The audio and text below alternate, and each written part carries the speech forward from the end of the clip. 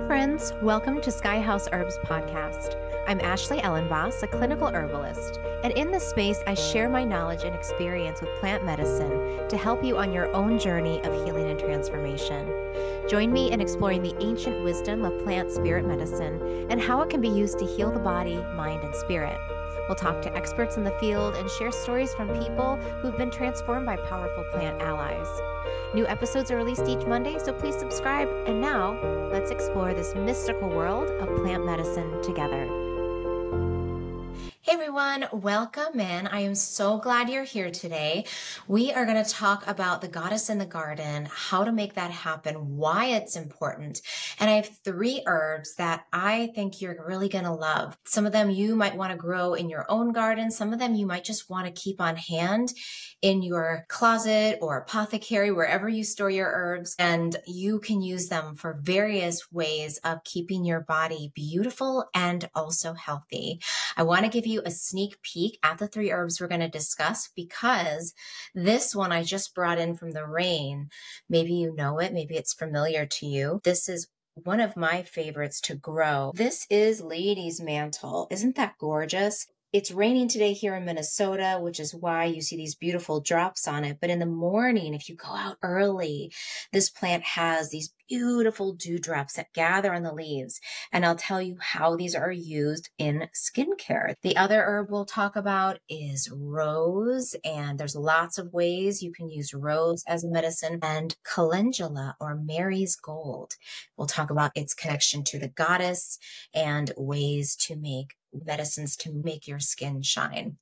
If you haven't yet subscribed to my channel, this is your moment to pause, hit the subscribe button, and that way you can stay in touch with me and learn more about the upcoming classes that I'm teaching. If you click on notifications, you'll get notified every Monday when I put new content out. This episode is the second in a new series that I'm doing called From Soil to Spirit, where I talk about spiritual gardening and how we can connect with the earth through the practice of gardening. And this is not just gardening if you have an acre or a quarter acre or even a yard. This is gardening for everyone. And I've lived in apartments and all sorts of situations and house shares where I haven't had access to land, but I've had access to pots and soil and windows. So if you have soil, pots, and windows, you can benefit from this series. I wanted to say one thing about today's topic before we go into it. When I was thinking about things that are really,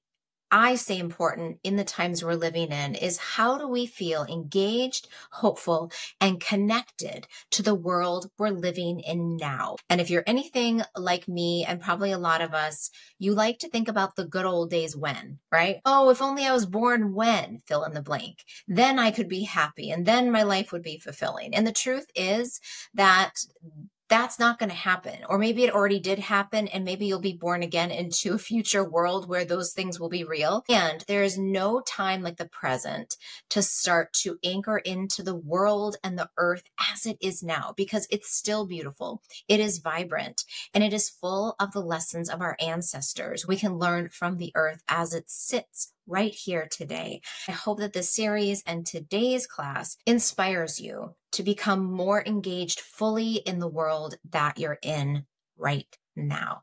Okay, let me say one thing, because one of the ways you can stay engaged in the world is finding local community events that support spending time outside in community, talking about spiritual subjects, talking about herbal medicine, and learning about the plants and trees that grow around you. At Sky House Herbs, at our herb school, we do have a medicinal garden located in the Wayzata Deep Haven area of Minnesota, and I'll be hosting local if you live here, garden gatherings once a month throughout the entire growing season. So from May through, I think we're going all the way until September, once a month you can join me in the garden, where we'll do art, sit in silence, draw the plants, taste the plants, sit with the plants, and make medicines with the plants. And I think that's a really beautiful way of creating community and spending time and really learning about the gifts of nature as they exist, even here in the suburbs. It's true. The plant spirits live here too. And if you don't live in the Minnesota area, no big deal. I bet you there is some farmer, gardener, someone who is hosting classes, teaching workshops, maybe at your local plant nursery. Look it up and try to find other people to connect with, because this is part of what I think the earth wants of us now. All right, so we're going to build on the first class of this series. We talked about really becoming connected to the land that you're on. So you can take a listen to that class. It has a lot of good prep material for what we're talking about today. So there are 3 things we're going to cover in today's episode. The first one is the goddess rebellion. What is it and why is it so important now? The second thing is what science says about getting out in the garden or getting into your pots and planting and being a part of the earth. And then number 3, a spotlight on the 3 herbs I shared with you earlier, rose, lady's mantle, and calendula, and how you can grow and use these herbs for your own skincare and your own internal wellness and vitality. I want to start with, why is gardening the work of the goddess? Why am I calling it the goddess rebellion? And in the last series that I did on the goddess, herbalism, and ancient symbols, where I looked at the traditional culture of the Neolithic people of old Europe, I spoke about the importance of having an earth-centric culture, and in this case, a matrilineal culture, where people really innately understood that we are not separate from the earth. We are not higher than the earth. We are not lower of the earth, but we are of the earth. And as a culture that really understood and lived in that way, they practiced ritual and ceremony and were more connected to the seasonal cycles and rhythms of the earth than we might be today. And you know what? That's okay. It is what it is. And we can bring it back to life. This work is the goddess rebellion work because our culture right now wants us to be exhausted. They give us all these things to do. We have to achieve, produce things. They want us to eat foods that are really not good for our bodies and actually drain our vital health and make us sick. This idea that we have to buy things to be happy, we have to do things to be happy, is really actually depleting us. And because this culture and this society wants us to be scattered, exhausted, depressed, and tired, but at the same time, they want us to be really productive and buy a bunch of stuff, it can be just really confusing. And so the goddess revolution and the goddess rebellion says, you know what? I don't have to live like that. That's more important than all of those things. We can say, I don't want to live in this way. And guess what? I don't have to. That I can unplug from this way of consumerist living and go outside. I can walk in my neighborhood and I can start to caretake the land that I am a part of. And this is something that I strongly believe is so healing. And I'm not alone, because science actually backs this up. So I have a number of studies and things I wanted to share with you about what science has to say about getting outside and being a part of gardening culture, which is goddess culture, because it's a culture of being of the earth, in the earth, and not disconnected or above the earth. Here are some statistics. A systematic review in the International Journal of Environmental Research and Public Health found that involvement in horticulture-based activities led to positive impacts on engagement, social interactions, and mental and physical well-being. So anything that we're doing that is horticulture-based, that is any sort of gardening or tending the land, increases feelings of feeling connected to others, as well as improved mental and physical health. They also show that green spaces reduce depression. So here is some evidence showing that even just being outside is important. Research indicates both streetscape and remote sensing-based greenery positively affect mental well-being, with physical activity, stress reduction, air quality, noise reduction, and social cohesion acting as mediators. And I know there's this group of people, oh, I forget what they're called. They're like the seed anarchists or something like that. They go around in cities and they spread wildflower seeds along city landscapes. And those start to grow and produce these beautiful, beautiful patches of pollinating plants. And you can do that too. There's all of these ways we can contribute to green spaces. Let's look at more studies. A systematic review and meta-analysis of research comparing horticultural therapy with usual care and other non-pharmacological interventions for individuals with dementia found that participating in certain types of horticulture therapy activities appeared to improve cognitive functioning, agitation, positive emotion, and engagement scores when compared to usual care and other non-pharmacological interventions. This is from the Journal of Nursing in 2020. And I know even just my neighbor, I was talking to her the other day, and she did a therapeutic horticulture training. She was teaching horticulture classes in nursing homes and loved it and said that the people benefited so much, even just having them do plant potting indoors for people that had lower mobility. That seemed to really have a positive impact on their dementia and on mood. Isn't that incredible? All right, how about this one on soil microbes and happiness? You might have heard this one before. A study by UK scientists discovered that Mycobacterium vaccae, a non-pathogenic bacterium found in soil, can activate brain cells to produce serotonin, a neurotransmitter associated with mood regulation. This bacterium's effect on mice mirrored that of antidepressants. So get your hands on the soil, folks. It is a natural antidepressant. And then the last study I have is on beauty, social connection, and community. They conducted observations with experienced gardeners ages 22 to 71 years old. Through this process, we find that gardeners continuously configure their environments to accommodate their preferences for sociality. They share embodied skills and help others attune to sensory information in person, but also influence learning through features in their garden that are observed by others. And so think about that effect in communities across the world, right? Like, I think that's a good thing we could all be working on, is how do we work together better, right? So those are some statistics that I find to be fascinating and back up the reason why we should be outside more and why we should be gardening. Now I want to switch over to 3 herbs, and these 3 herbs are connected with the goddess. And these are 3 herbs that are also connected to beauty and self-care. The first herb that I have is rose. And you probably are not surprised. Rose is such a beautiful flower and a beautiful medicine that is connected to Venus, to Diana, to Aphrodite. It is also very highly connected to the Virgin Mary and Mother Mary as an archetype of the goddess and the sacred mystical emblem of Mary. They also call it the mystical rose. And sometimes you'll see Mary, she has a rose on her chest, or she's holding roses, or there's roses around her feet. The rose is this beautiful symbol of beauty and protection. I think that is so important. This idea of beauty and openness to the world, but at the same time, have some different boundaries and have protection, because the world isn't all roses.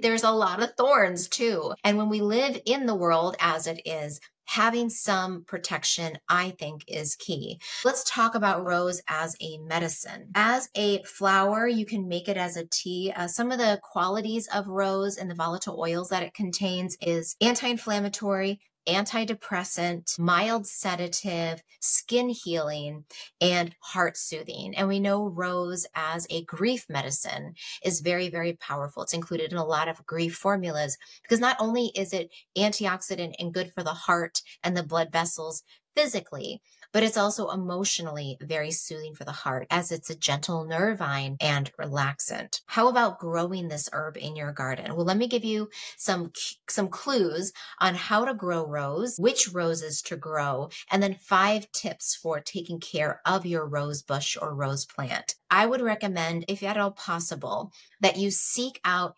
heirloom or older varieties of roses. These seem to be hardier and more disease and pest resistant than newer hybrid species. Also, the older heirloom species tend to have more volatile oils, and those are the medicine.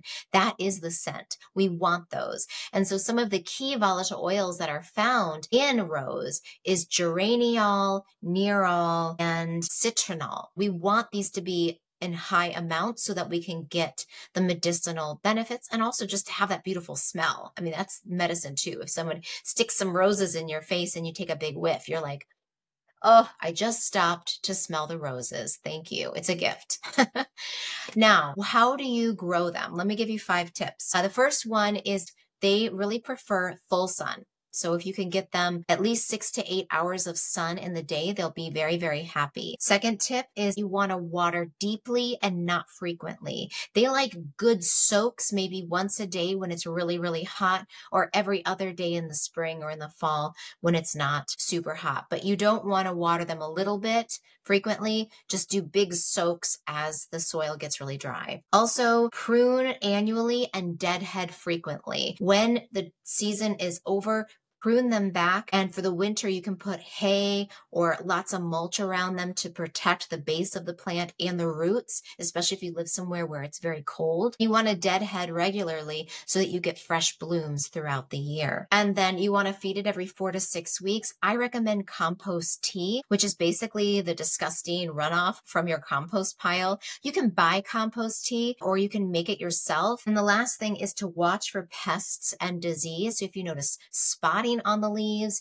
if you notice insects, I like to use a neem oil spray, which is non-toxic for the earth and non-toxic for animals and children and ourselves if we're using it as a medicine. There's a few varieties that you will want to move towards. Rosa damascena or damask rose, it's often called, is the number 1 to grow because this has been used for the longest period of time as a medicine and it's highest in volatile oils.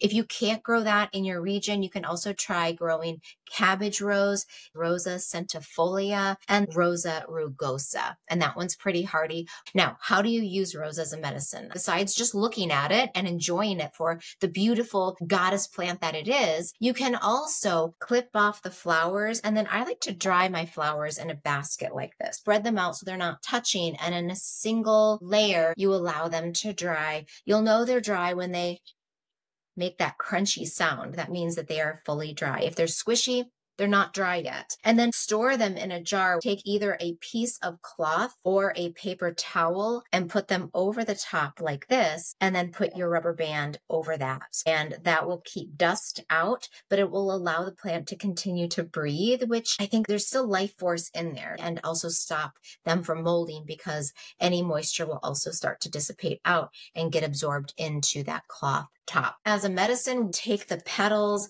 and brew them as a tea. I will say they're a little bit astringent and drying. You might want to add something more demulcent to it. I like to add a little bit of marshmallow and do a cold infusion. To learn about how to make a perfect rose tea using the cold infusion method, go to my herb for the month or herb of the month playlist and look at the rose video. And I show step by step how to make an overnight cold infusion using rose and how to make other rose medicines. For the skin, a wonderful way of using rose is as a hydrosol. I've made rose hydrosol, but they never quite turn out because I don't really have the equipment like these companies do. But this is just great to use as a facial toner. You get the aromatherapy and it helps to keep your skin nice and toned. I also use this hydrosol for eye infections. My daughter had a sty last week. I sprayed it on a cloth and had her hold that as a cool compress over her eye. And then my dog had conjunctivitis. I also used it as a compress for her, although most dogs do not like their eyes being messed with. So heads up, you can use it for any sort of eye condition. It works really, really well. You can also use the hips, and you can use the flowers in an infused oil. That's a beautiful way of using it for the face or skincare for your whole body. And I think in a lot of cultures and traditions around the world, it is grown in gardens. I was reading in this book called Benedictaria, The Blessing Way of Southern Italian Folk Medicine, written by Gail Faith Edwards. And she talks in this book about all the flowers and plants and ways to create a Blessed Mary garden. I thought that was so beautiful. And roses, actually all three of these were included in that. This book is wonderful. It tells you all about the Southern Italian folk culture. It has examples of rituals you can do and beautiful photos. So I'll include a link in the description. Let's go to the second herb, Calendula, another herb of Mary, because it was also called Mary's gold, or we call it now today, marigold. Here are some calendula or marigold flowers from my garden. This is from last year. I have one flower that's open right now. And I was like, I'm not going to pick it.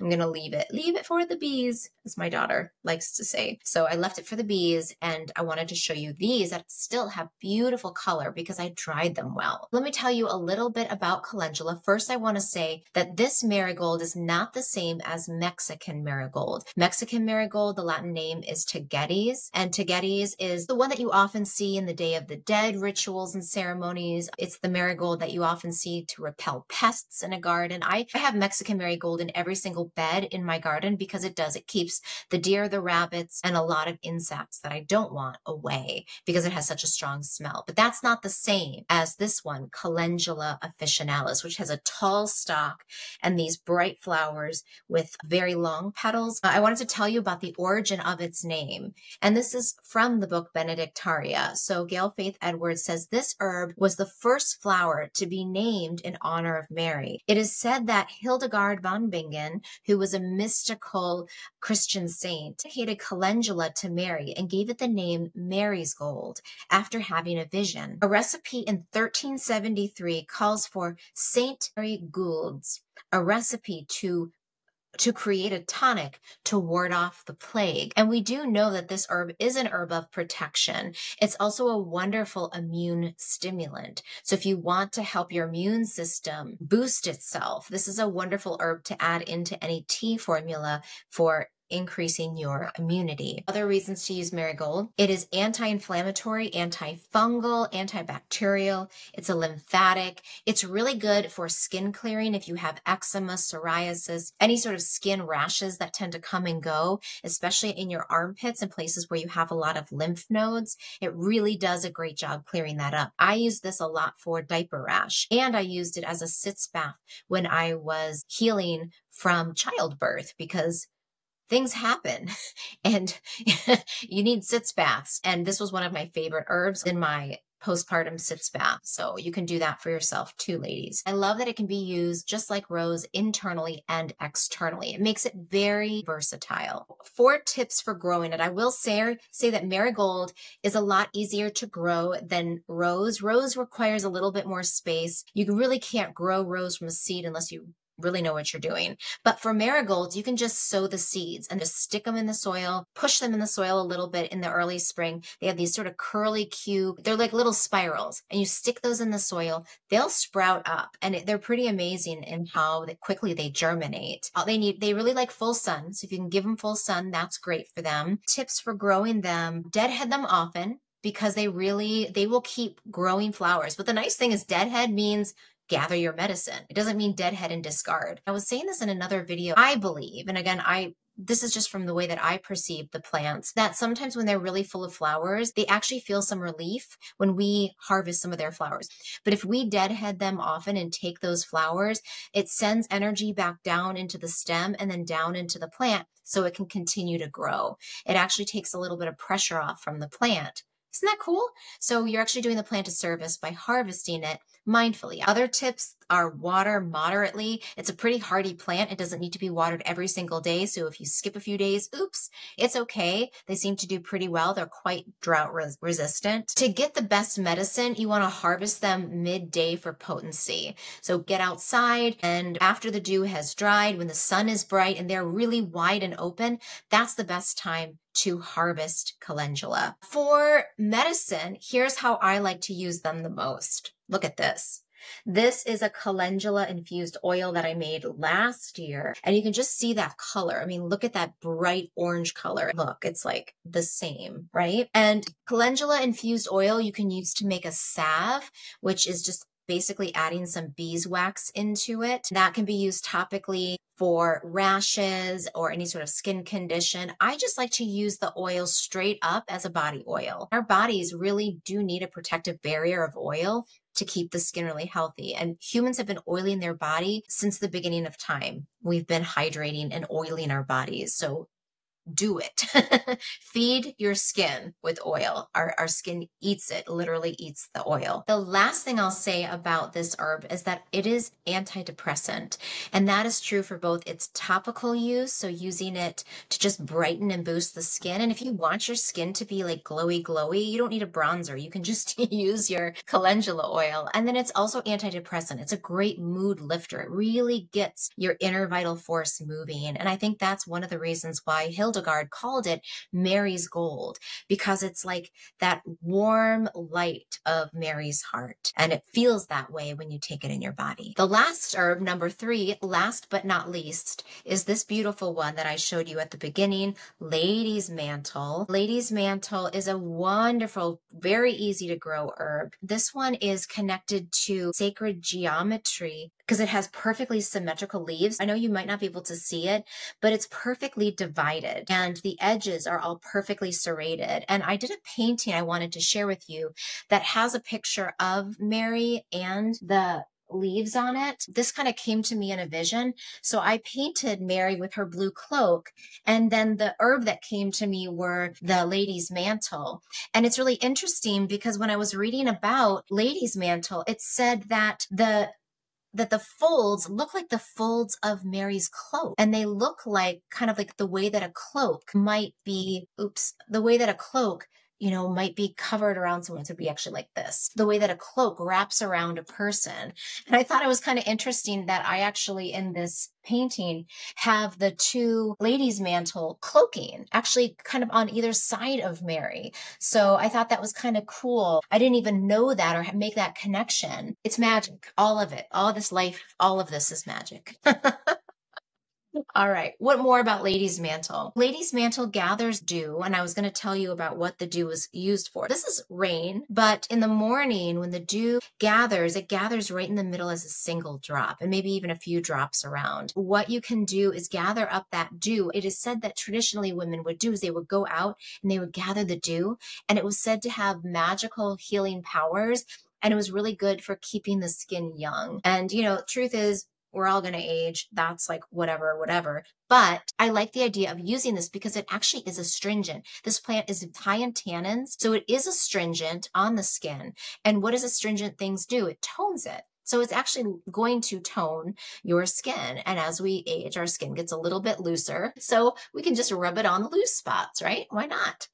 The other thing that its name is Alchemilla vulgaris. Alchemilia means the little alchemist. So this herb was also associated with magical powers of renewal. It was connected also with the triple goddess and was used in a lot of rites of passage, celebrating women as they come into menarche and young adulthood, for women postpartum and ceremony, to support a woman as she's coming into her mothering years or post giving birth. And then it was also used as the crone medicine, because it's a wonderful medicine for hot flashes and menopausal symptoms. It is also a wonderful uterine tonic. I think about it like kind of something that kind of helps hold the baby in. So if you've had a history of miscarriages, it also has that astringent uterine holding medicine to it. It's connected to the moon and moon magic, which is really beautiful as well. And you can make a medicine, dry the leaves, and you can dry them flat in a basket, or you can bundle dry them like this, and then use these leaves in a tea. It is quite drying, so it's not my favorite herb to use as a tea, but it can be used as a tea. I like to use it in tincture form. You could add it to an oil as well, but if you're using it for hot flashes, if you're using it for menopausal symptoms, if you're using it for fertility, then you can use it as a tincture. You can work with an herbalist to figure out the exact dosage for you. Another way to use this one specifically that's really nice is as a flower essence. Take that to connect to the goddess energy without having those drying effects. Here are 5 tips for growing Lady's Mantle. It's really easy. It likes part shade. If you can give it shade for most of the day and then a little bit of sun, that's how it will be happiest. It's a pretty low growing plant. Make sure it has enough space so that it can get a little bit of sun. Keep the soil moist, but not soggy. It doesn't like to keep its feet wet. You can also deadhead the flowers off all the way down to the base, and that will keep the plant happy. For the medicinal parts, you can use the flowers and the leaves as a medicine. Another tip for growing Lady's Mantle is to divide it every few years. If you start to notice it's getting really clumped, you can divide the roots and just give it more space and spread it out, and that way it can expand and grow. It will also help to prevent root rot, which can happen with this plant. So those are some of the ways that you can use this beautiful medicinal and magical goddess herb. That is what I have for you today. I hope you found that to be helpful. I hope some of these herbs, maybe all 3 of them, maybe one in particular really spoke to you. Maybe you'll have a hand at growing it yourself. Maybe you'll go out and find a medicine maker in your community and buy it from them to support their work. And again, I really encourage everyone to get outside, to get into the garden, whether it's your own garden, a community garden, your local park's garden, whatever you can do to get outside and get a little dirty. You have full permission to get a little bit dirty this summer, and know that it will be good for your health and good for your community, because we talked about the importance and how when people garden, it helps them create connections about how things work in systems. And systems thinking is one of the things I think that is going to move our culture forward and closer towards a more earth-centric way of living. So thank you. Please leave your comments. Let me know what you know about these herbs. Share with me your thoughts about the goddess rebellion and any other things that struck you during this conversation. And of course, I am always happy to answer your questions. So thank you for watching. Thank you for subscribing, and I'll see you in the next episode.